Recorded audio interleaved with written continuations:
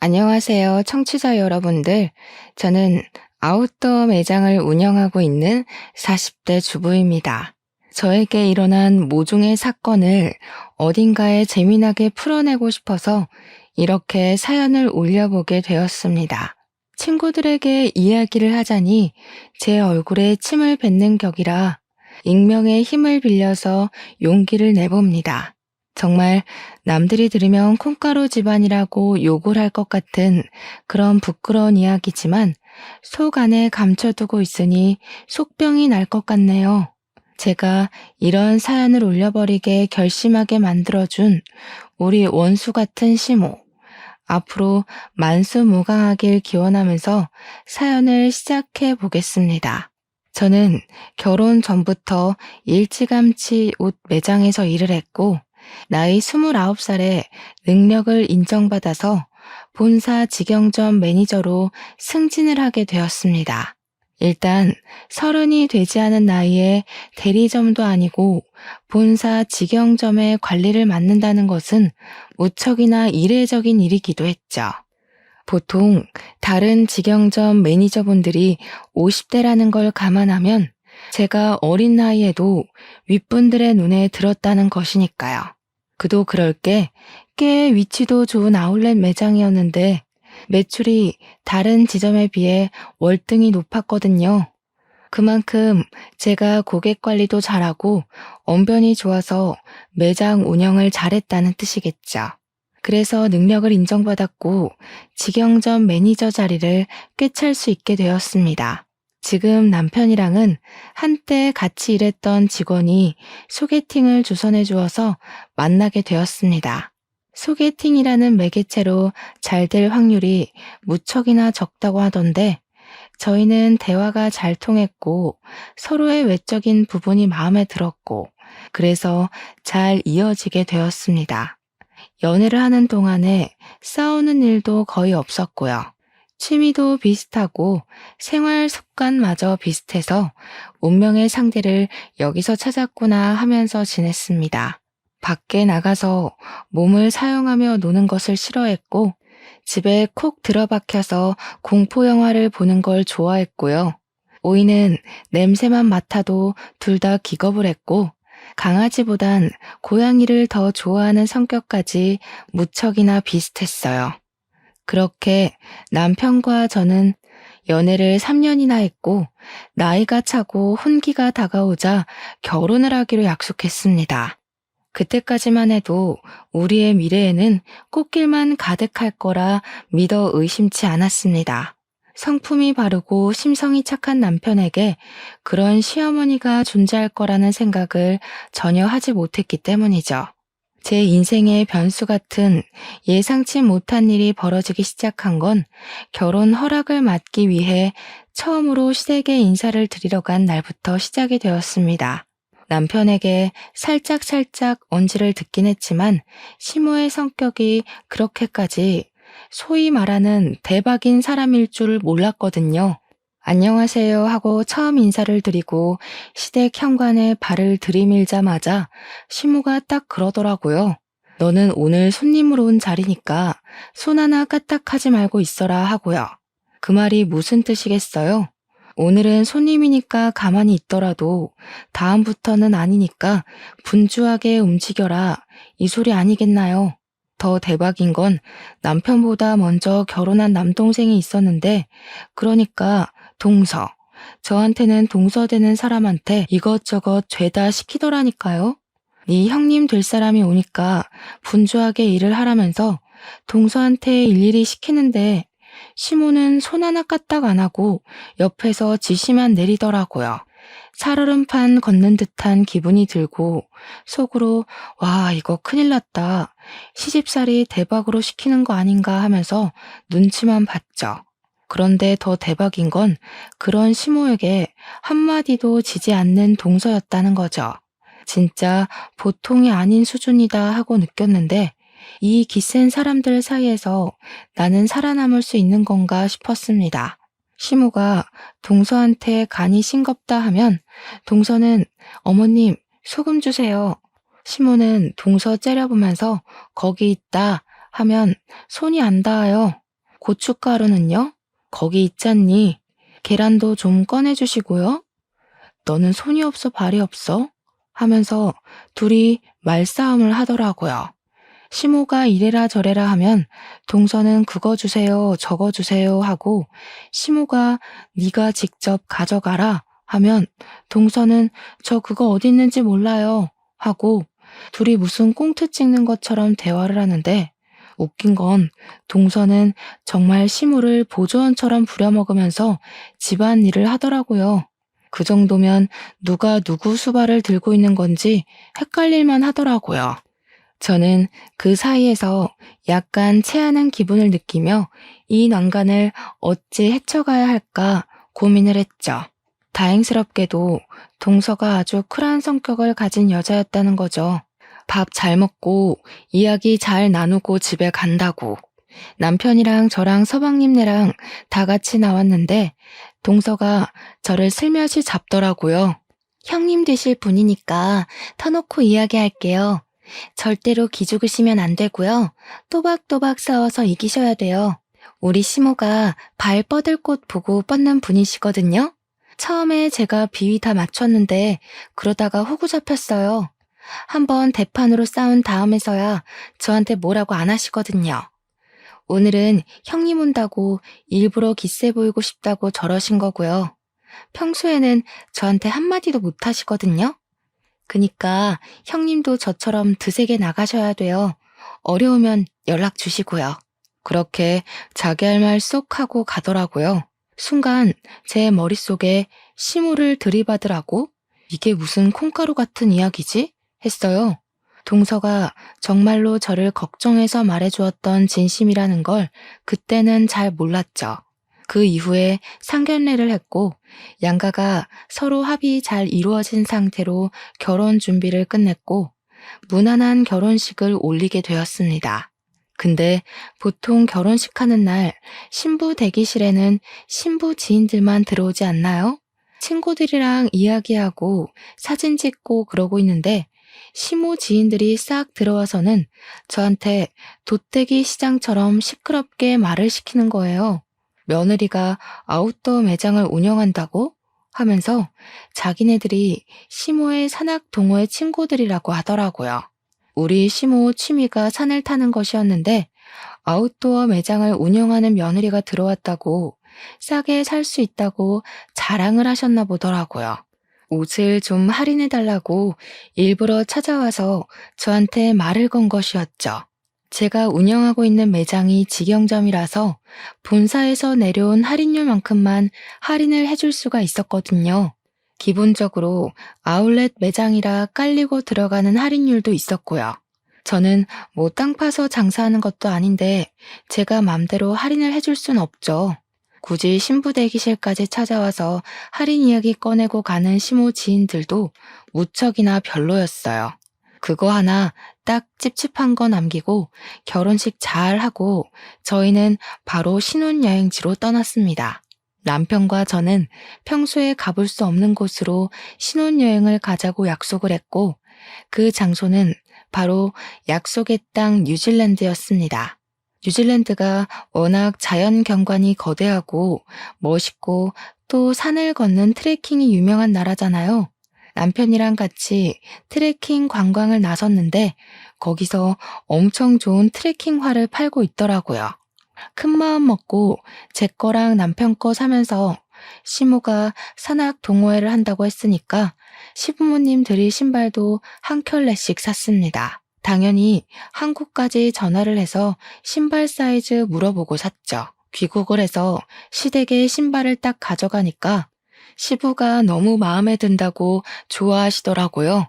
근데 시모는 약간 마음에 안 든다는 식으로 삐죽거리면서 시부한테 그러더라고요. 당신은 산에 가자고 하는데도 안 가면서 이런 좋은 신발이 왜 필요하냐고요. 시부가 아니 뭐 산 탈 때만 신는 신발인가? 그냥 신고 다니면 되지 하니까 시모가 저를 보면서 색이 이거밖에 없었니? 이러는 겁니다. 아웃도어 매장 한다는 애가 신발색을 이런 갈색으로 골라오면 어떡하냐고 등산화 화려한 게 요즘 유행인 거 몰라서 그러냐고 하는 거예요. 몰랐으면 지금이라도 자기 말 듣고 화려한 운동화로 매장에 있는 거 다 바꾸라며. 핑크색, 노란색 이런 거 없었냐고. 계속 갈색이 뭐야 갈색이 하시더라고요. 그래서 제가 뭐 대충 대꾸했죠. 갈색이어야 더러워져도 별로 티가 안 나죠 하면서요. 산 한 번 타면 신발이 얼마나 더러워지는데 노란색, 핑크색 타령을 하고 있나 싶었습니다. 그러더니 신발을 한번 신어보더니 너무 꽉 맞는 거 아니냐고 한 사이즈 더 큰 걸로 사오지 그랬냐고 타박을 하시대요. 사왔는데도 구시렁거릴 일인가 싶었습니다. 그것도 뉴질랜드에서 사온 거라 교환이나 환불이 될 리도 없는데 참. 근데 그 순간 갑자기 동서의 말이 생각나더라고요. 따박따박 말대꾸를 하라고 했던 거요. 그래서 시모한테 웃으면서 이야기를 건넸죠. 마음에 안 드시는 거냐고요. 그러니까 시모가 냉큼 좋기는 한데 너네 매장에도 좋은 거 있지 않니? 핑크색. 이러시대요. 느낌이 딱 오더라고요. 이 신발도 가지고 매장에 들어온 새 신발 하나 더 챙기려는 속셈이구나 싶었던 거죠. 그래서 저는 눈치 없는 애처럼 그 신발 마음에 안 드시면 그냥 저 달라고 했어요. 제가 2개 신겠다고요. 그러고는 셀쭉하게 말했죠. 선물을 해드려봤자 불평만 하시니까 다음부터는 챙기지 말아야겠다 하고요. 시모가 저한테 뭘 그렇게까지 이야기를 하냐고 우리 매장에 있는 신발 하나 더 얹어주면 되는 거 아니냐고 하더라고요. 그래서 매장에 있는 신발 5% 할인해드리겠다고 하니까 가족끼리 신발 하나 못 주냐고 구시렁구시렁. 신발 이미 사드렸구만 뭘 그렇게 욕심을 내는지 참. 하루는 출근해서 매대 정리하면서 매출을 확인하고 있었습니다. 말일까지 제대로 정산해 놓지 않으면 꼭 중간에 구멍이 나는 일이 있더라고요. 이리저리 매출 전표 보면서 재고랑 같이 확인하고 있는데 시끌벅적한 소리가 입구에서부터 들리더라고요. 보니까 시모가 산악 동호회 친구들을 잔뜩 끌고 찾아온 것이었습니다. 낯이 익다 싶었는데 신부 대기실에 와서 할인 이야기를 하고 갔던 그 친구들 얼굴이 딱 떠오른 거였죠. 저한테 매장 구경 좀 하러 왔어 하더니 바람막이 입어보고 획 던지고 모자 써보고 뒤집어서 놓고 신발까지 신어보고 난리를 치더라고요. 우리 직원의 눈빛이 와 저거 언제 치우지? 하는 눈빛이던데 제가 다 민망하더라고요. 그러더니 다들 양말 한 켤레씩 들고 와서는 등산 양말 사러 온 거라고 할인을 팍팍 넣어달래요. 고작 5,000원짜리 양말 사면서 할인은 무슨 할인인가요? 시모가 저를 쓱 보더니 원래 양말 같은 건 사은품으로 나가는 거 있지 않냐고 그거나 좀 달래요. 6명이 거 3만원어치 사가면서 사은품 달라고 말하는 게 양심적으로 가능한 일인가요? 그래서 제가 어머님 양말 사은품은 20만 원 이상 구매하셨을 때 나가는 거라 양말 6켤레 산 걸로는 턱도 없어요 하면서 웃었어요. 일부러 하하호호 웃으면서 이야기하니까 시모도 민망했는지 가족끼리 빡빡하게 군다고 그냥 속갯말 삼키대요. 저도 땅 파서 장사하는 거 아니잖아요 하면서 시모 친구들 보면서 이해하시죠? 가격이 맞아야. 이러니까 시모 친구들도 민망했나 봐요. 저한테 나중에 우리가 와서 제대로 팔아줄게 하면서 어색한 얼굴을 하고 돌아가시더라고요. 여기서 끝날 줄 알았던 우리 시모의 진상짓은 지금부터 시작이었습니다.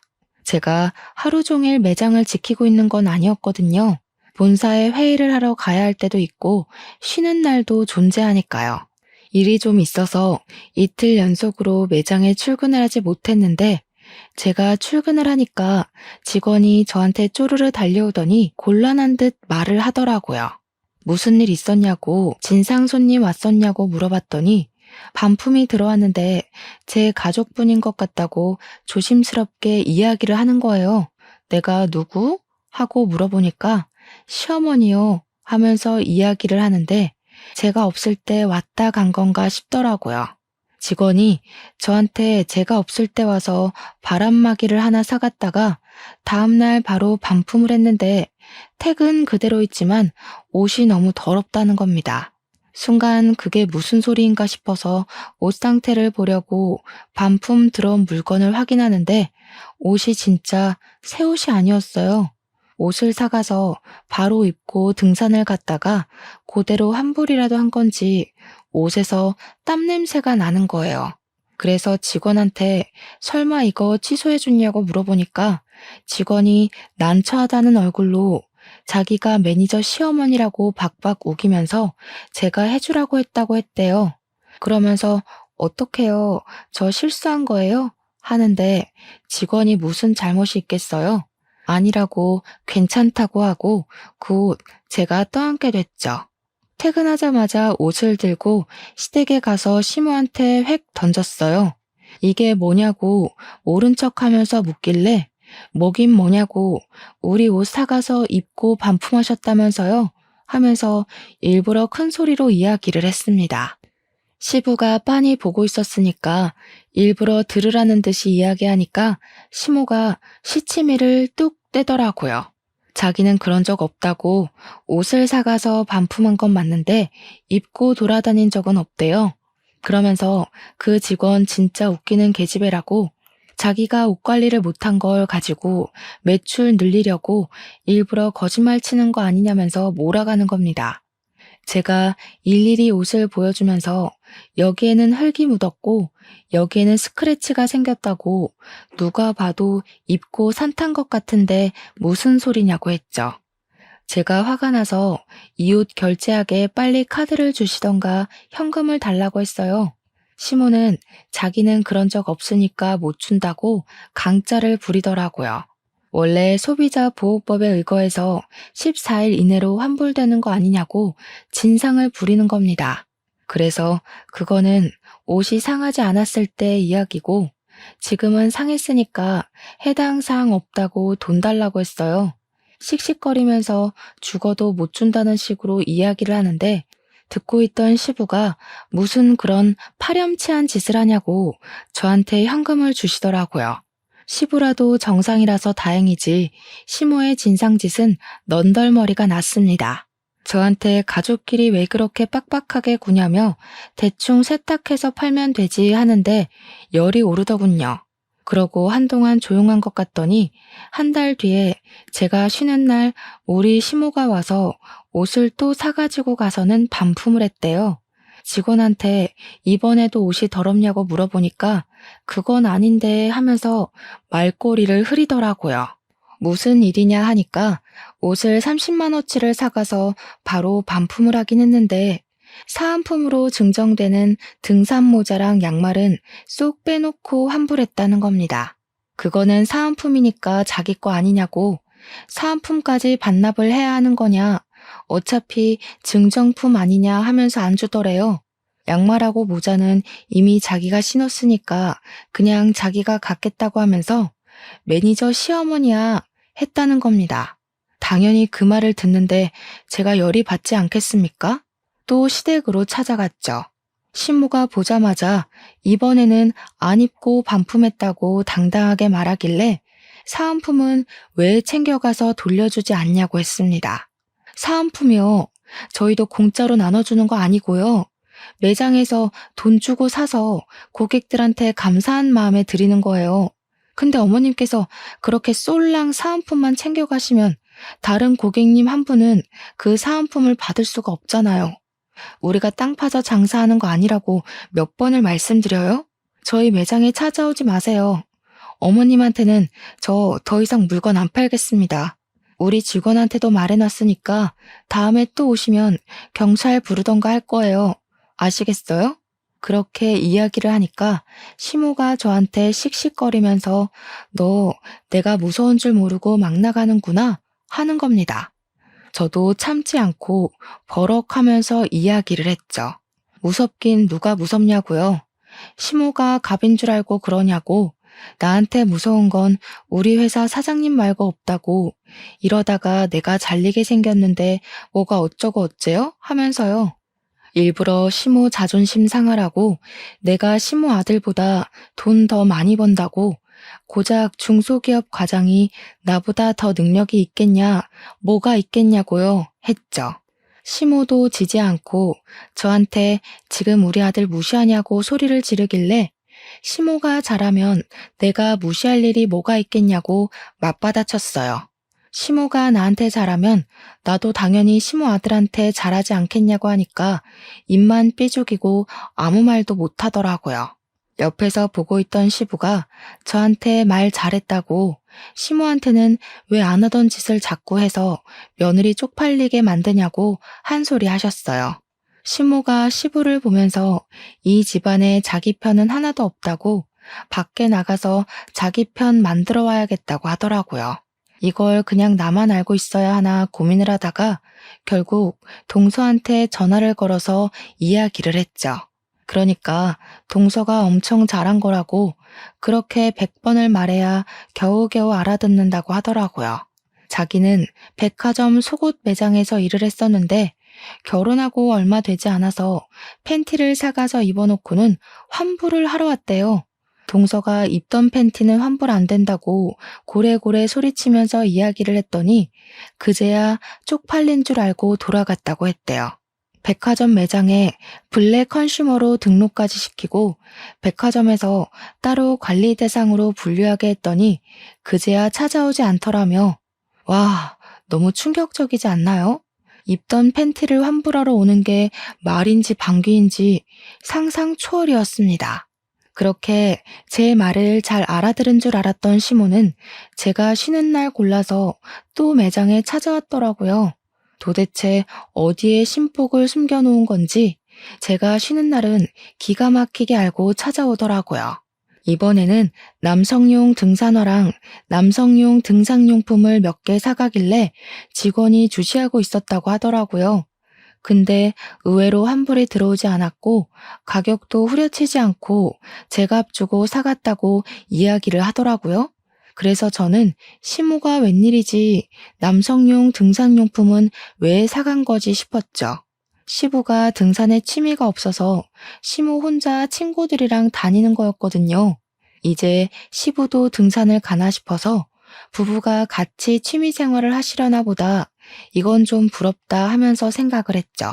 우리 남편이랑 저랑은 아무래도 시간이 잘 맞지 않아서 결혼 이후에는 취미 생활을 즐기지 못했거든요.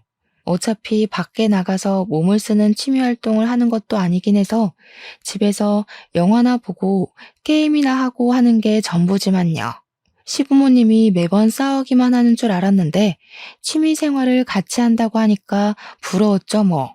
시모가 오랜만에 가족들 한데 모여서 밥 먹자고 하길래 시댁에 방문을 했는데 저는 매장을 운영하는 사람이니까 딱 보면 알잖아요. 등산화 모델명만 봐도 어떤 신발인지 눈에 들어오는 그런 안목이요. 분명 신발도 사가고 용품도 사갔는데 현관에서 신발장을 둘러보는데 그 신발이 없더라고요. 그래서 뭐지? 싶어서 시모한테 남성용 등산화 사가셨다고 들었는데 아버님이랑 등산 다니시는 거 아니었어요? 하고 물어봤죠. 시모가 순간 당황해하면서 아니라고 그거 우리 동호회 사람이 생일이어서 선물하려고 산 거였다고 하더라고요. 우리 시모 같은 짠순이가 20만 원짜리 신발을 선물한다는 게 무척이나 의외였습니다.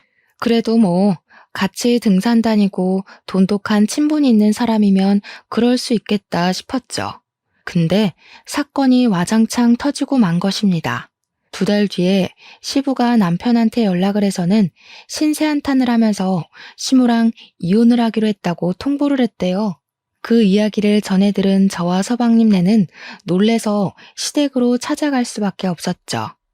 두 분이 방금 전까지 싸운 건지 씩씩거리면서 문을 열어주는데 남편이 다짜고짜 이혼이 무슨 소리냐고 물어봤어요. 그러니까 시부가 부들부들 떨면서 네 엄마 바람났다 하면서 사진을 보여주더라고요. 시모가 웬 남자랑 같이 팔짱을 끼고 등산을 하고 같이 차를 타고 저수지에서 낚시도 하고 커플룩으로 차려입고 데이트를 하는 사진들이었습니다. 그러면서 시모가 소름 끼친다고 이런 걸 따라다니면서 어떻게 사진을 찍을 생각을 하냐고 당신 의처증이냐고 화를 내대요. 그 사진을 보는데 등산복이며 등산화며 용품이며 너무나도 눈에 익은 물건들이 있더라고요. 우리 매장에서 사갔던 그 용품들이며 옷이며 알고 보니 내연남한테 사주려고 반품도 안 하고 제값 주고 사간 것이었습니다. 제가 어이가 없어서 이거 다 저희 매장에서 사간 물건이네요 하니까 시모가 뭘 그런 걸 입 밖으로 꺼내냐면서 성질을 부리더라고요. 시부가 눈 돌아가지고 당신 미쳤냐고 며느리 매장에서 내연남 줄 선물을 사가? 이러더라고요. 당장 이혼하자고 당신 같은 여자랑 하루도 더 살고 싶지 않다고 진절머리를 치셨습니다. 그러자 시모가 놀래서 아니 당장 자기 보고 어딜 가서 살라고 이혼을 하자는 거냐고 소리를 꽥 지르니까 시부가 자기 알 바 아니래요. 내연남 집에 가서 살든 밖에 나가서 얼어 죽든 마음대로 하자고 당장 우리 집에서 나가라고 내연남이 호랩이라며 하더라고요. 그 집 가서 엄마 노릇하면서 하하호호 살면 되겠네 하는데 부부싸움 살벌하게 하시는 거 있죠? 시모가 자기가 못할 것 같냐면서 자식들이 말리기도 전에 짐을 싸서 획 나가버렸어요. 물론 아무도 말릴 생각이 없긴 했지만요. 남편이고 도련님이고 시모의 바람이 무척이나 충격이었나 보더라고요. 결국 두 분 나이 67세에 협의 이혼을 했고요. 위자료랑 재산 분할은 그냥 없는 셈 치고 이혼만 하기로 했다고 하셨습니다. 그리고 정말 충격적이게도 시모는 진짜 내연남의 집에 들어가서 살림을 차렸다는 겁니다. 우리 남편이 전화해서 어디서 뭐 하면서 살고 있냐고 아빠한테 지금이라도 싹싹 빌고 집에 들어가라고 연락을 했더니 시모가 웃더래요. 자기가 왜 그래야 하냐며 너무너무 행복해서 미칠 것 같다고. 더 충격적인 건 내연남의 딸을 우리 딸 하면서 부른다는 겁니다. 우리 딸이랑 데이트도 하고 딸 키우는 재미가 있다면서 너도 새아빠 한번 만나볼래? 하면서 남편한테 이야기를 했대요. 남편이 식겁을 해가지고 누가 새아빠냐고 화를 내니까 자기랑 내연남이 결혼하면 너한테 새아빠 되는 거지 했대요. 남편은 우리 엄마가 그런 사람인지 몰랐다면서 충격에 부들부들 떨었죠. 그런데 더 충격적인 건 아직 남아 있습니다. 시모가 어느 날 우리 부부하고 서방님네 부부를 불러서 같이 밥 먹자고 식당에 데려가셨어요. 좀 고급진 그런 식당 있잖아요. 룸으로 딱딱 막혀있는. 불러서 나갔더니 거기에 시모만 있는 게 아니라 웬 여자랑 시모 내연남이 떡하니 자리 잡고 있더라고요. 시모가 그 여자애한테 인사하라고 너네 오빠랑 올케 언니들이야 하면서 우리 보고는 얘가 신우되는 아이니까 친하게 지내라고 하는 겁니다. 우리 넷은 자리에 앉지도 못하고 어이가 없어서 숨만 쉬고 있었는데 시모가 그러더라고요. 오늘 너네 새아버지 생신이시거든. 자식들하고 며느리하고 자랑도 좀 할 겸 친해지라고 불렀어. 아이고, 든든한 아들이 둘이나 생겨서 노후 걱정 없이 편안하겠어. 둘이 북치고 장구치고 다 하는데 정신 나간 거 아닙니까? 우리 남편이 열이 받아서 눈에 핏발을 세운 채로 이야기를 했죠. 누가 누구 노후를 책임진다고 이런 개소리를 정성스럽게 하십니까? 어머, 얘. 못 배워먹은 사람처럼 새아버지한테 그게 무슨 말버릇이니? 당장 사과드려.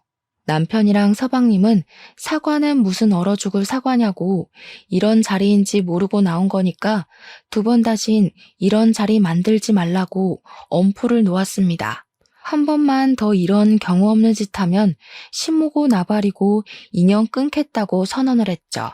뒤돌아서 나오는데 시모가 막 뛰어나오더라고요. 제일 뒤에 걷고 있던 제가 만만한지 저를 딱 붙잡고는 사정을 하더라고요. 얘, 돈 좀 주고 가라. 우리 아들들이 낼 거라고 내가 설레발 다 쳐놨는데 일부러 비싼 집으로 골라왔는데 내 체면은 살려줘야 하지 않겠니? 저 지갑 안 들고 왔는데요. 어머님이 불러내신 거라 당연히 어머님이 사주시는 건 줄 알고 지갑 안 들고 왔죠. 야, 너네 버르장머리 없이 뭐 하는 거야? 당연히 자식들이 사야지 내가 돈이 어딨어. 아까 방에 있던 어머님이 좋아 죽겠다고 했던 내연남 딸한테 내라고 하세요. 뭐? 내연남 딸? 너한테는 시누이야. 어머, 저한테 왜 시누이예요? 우리 남편이랑 저 여자랑은 가족이 아닌데요. 그러고는 재빨리 식당을 빠져나왔습니다. 우리 남편은 완전 열이 받아가지고 엄마가 저렇게 파렴치한 인간인 줄 몰랐다고 어떻게 저런 짓을 할 수 있냐고 시부가 불쌍하다고 난리였어요. 그런데 여기서 일이 끝났으면 제가 사연을 쓰지도 않았겠죠. 더 파렴치한 일은 그 뒤에 벌어지게 되었습니다. 제가 글쎄 생각지도 못했던 갑상선암에 걸리게 된 것입니다. 임신을 준비하던 도중 수치가 이상하다는 종합검진 결과에 놀라서 큰 병원을 찾아가니 갑상선암이라고 하더라고요. 물론 완치율도 높고 다른 사람들보다 훨씬 더 빠르게 발견을 하게 되어서 수술만 하면 괜찮을 거라고 하더라고요. 평생 약을 달고 살아야 해서 한동안 임신 계획은 가지면 안 된다고 했지만 그 이외에는 아무 문제도 없을 거라고 저를 안심시켜 주었습니다. 의사의 조언에 따라서 수술 날짜까지 빠르게 잡고 났는데 그래도 제가 암이라는 사실은 변하지가 않잖아요. 남편과 저는 한동안 마음을 추스르느라 바빴습니다.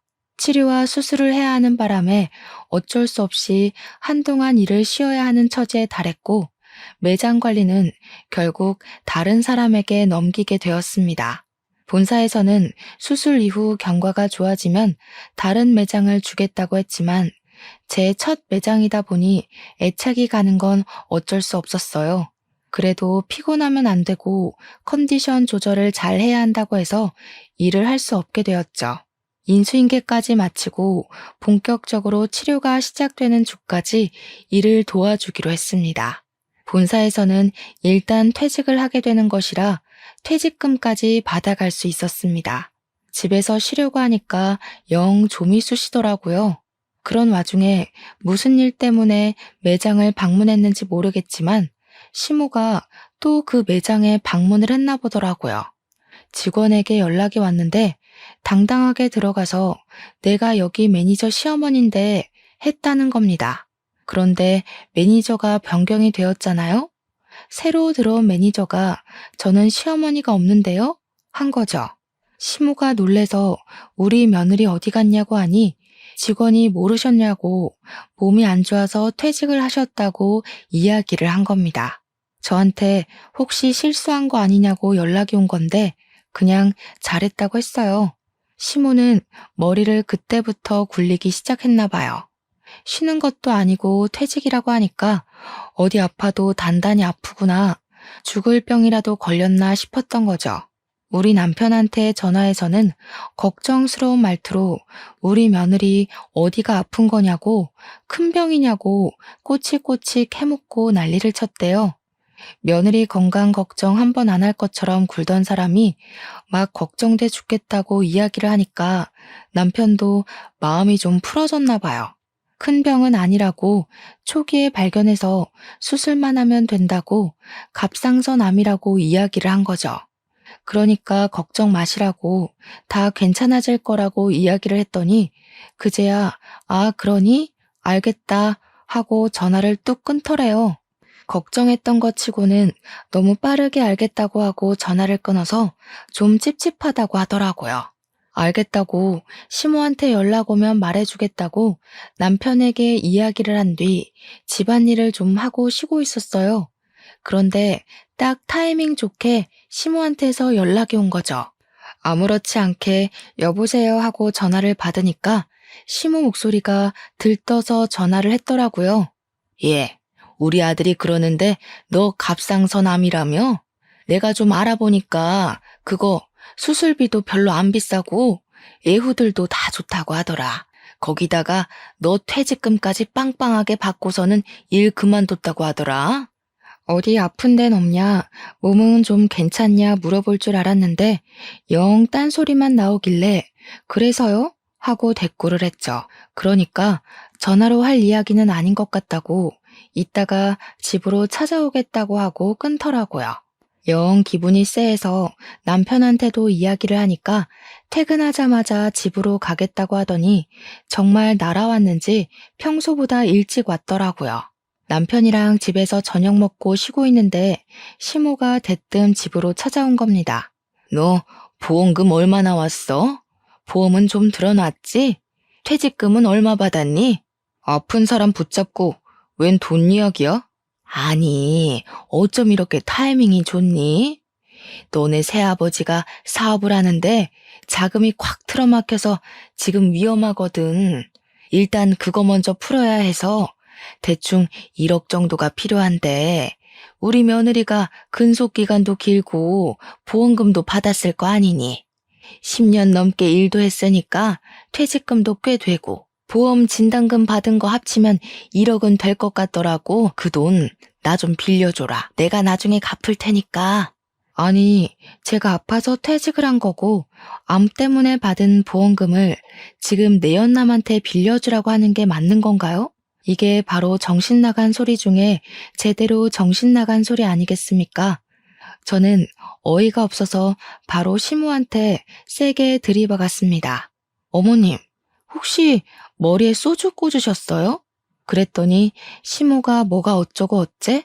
하면서 저한테 큰 소리를 치시는 거예요. 지금 화를 낼 사람이 누군데 누가 누구한테 큰 소리를 냅니까? 머리에 소주 꽂은 것도 아닌데 어떻게 이런 생각을 하세요? 다른 것도 아니고 제가 암에 걸려서 투병을 시작했는데 보험금을 달라고요? 그것도 저한테는 생판남이나 다름없는 어머님 내연남 사업 자금을 위해서요? 예, 생판남은 무슨 남이니? 이 일만 해결하면 우리 결혼할 거야. 그럼 너한테도 새 시아버지가 되는 거 아니겠니? 어떻게 내연남이라고 할 수 있어? 어머님이 바람 피우신 건 맞잖아요. 지금도 어쨌든 호적 정리도 안 돼서 그냥 단순 동거남인 거고요. 그 나이 먹고 아픈 며느리한테 이런 말 하는 거 부끄럽지도 않으세요? 저 같으면 쪽팔려서라도 이런 부탁 못할 것 같아요. 제 말이 끝나기 무섭게 남편이 부들부들 떨더라고요. 시모한테 목소리 쫙 내리깔고 이야기를 하는데 처음 보는 남편의 모습이어서 너무나도 놀랬습니다. 섬뜩하리만치 목소리를 내는데 진짜 사신이 나타난 기분이었어요. 엄마, 나 진짜 엄마한테 너무나도 실망이 크다. 바람을 피웠다고 했을 때만 해도 아빠한테도 어느 정도 책임이나 잘못이 있을 거라고 생각했어. 아빠는 항상 돈을 번다고 바빴고 엄마는 외로움을 견디지 못하는 사람이었으니까. 근데 지금 생각해보니까 아니야. 그래, 아닌 것 같아. 예, 네 아버지가 나한테 관심이라도 줬으면 내가 바람을 피웠겠니? 그 인간은 나를 그냥 집 지키는 집 요정 정도로만 취급했다. 아니, 엄마는 그냥 탐욕스러운 사람인 거고 엄마만 생각하는 아주 이기적인 사람이었던 거야. 난 더 이상 엄마를 엄마라고 생각하지 않고 살 거야. 어떻게 우리 와이프 병원비를 아니 목숨값을 내놓으라고 당당하게 말을 할 수 있어? 이제 내 집에서 나가줘. 나한테 연락도 하지 말고 앞으로는 찾아오지도 마. 아니, 내가 먹고 튄다고 했니? 그거 갚겠다고 했잖아. 보증이라도 서줘? 공중이라도 설까? 나가라고. 꼴도 보기 싫다고 했잖아. 내가 엄마 자식이라는 게 부끄럽다니까? 남편이 시모를 향해서 소리를 꽥 지르면서 눈에 핏발을 세우고 이야기를 했습니다. 생전 소리 한번 지르지 않던 아들이 자기를 향해서 소리를 지르니까 시모가 많이 놀란 것 같더라고요. 아니, 왜 소리를 지르고 그러냐면서 자기도 이제 너를 자식으로 생각 안 하고 살 거라고 괜히 자존심을 부렸어요. 더럽고 치사하다고 끝까지 구시렁거리면서 집 밖으로 나가더라고요. 남편은 그날 혼자 화장실에 틀어박혀서 나오질 않더라고요. 저한테 보여주기 부끄러운 모습이었는지 제가 잠자리에 들고 나서야 나와서 자더라고요. 조금 울었는지 다음날 눈이 부어 있던데 저도 남편이 얼마나 수치스럽고 화가 날지 가늠이 돼서 더 이상 말을 꺼내지 않았습니다. 아무리 그래도 친모가 그런 식으로까지 나올 거라고는 생각도 못했겠죠. 옆에서 지켜보는 저도 사람이 아니다 싶었는데 친모를 바라보는 우리 남편은 얼마나 속이 터졌을까요? 저는 말없이 남편 옆을 지키면서 힘이 되어주기로 했죠. 제가 암과 싸우면서 남편이 제 옆을 지켜주기로 한 것처럼요. 그리고 며칠 뒤에 동서에게서 연락이 왔습니다. 형님, 시모가 1억을 빌려달라고 저한테 찾아왔던데 형님한테도 그랬어요? 그거 빌려준 거 아니지? 어쩜 그 부탁을 동서한테까지 찾아가서 했대? 형님, 저희가 여윳돈 1억이 어디 있겠어요. 저한테 뭐라는 줄 아세요? 형님 암보험금이랑 퇴직금 달라고 했더니 2년을 끊자고 했다면서 형님이랑 아주버님이랑 아주 쌍으로 못된 것들이라고 당당하게 이야기를 하시더라고요. 남편이랑 저랑 그 소리 듣고 정신 나간 거 아니냐고, 남편이 노망 났냐고 썩 꺼지라고 했지 뭐예요? 우리 남편은 앞으로 얼굴 안 보고 살 거라고 연락도 하지 말고 찾아오지도 말라고 했어. 동선에는 우리도 똑같아요. 이미 아주버님이 남편한테 미리 이야기를 했었나 봐요. 돈 빌려달라고 찾아오면 집에 들이지도 말고 쫓아내라고요. 우리 남편이 아주버님 말이라면 껌뻑 죽잖아요. 집에 들어오지도 못하고 쫓겨나셨어요.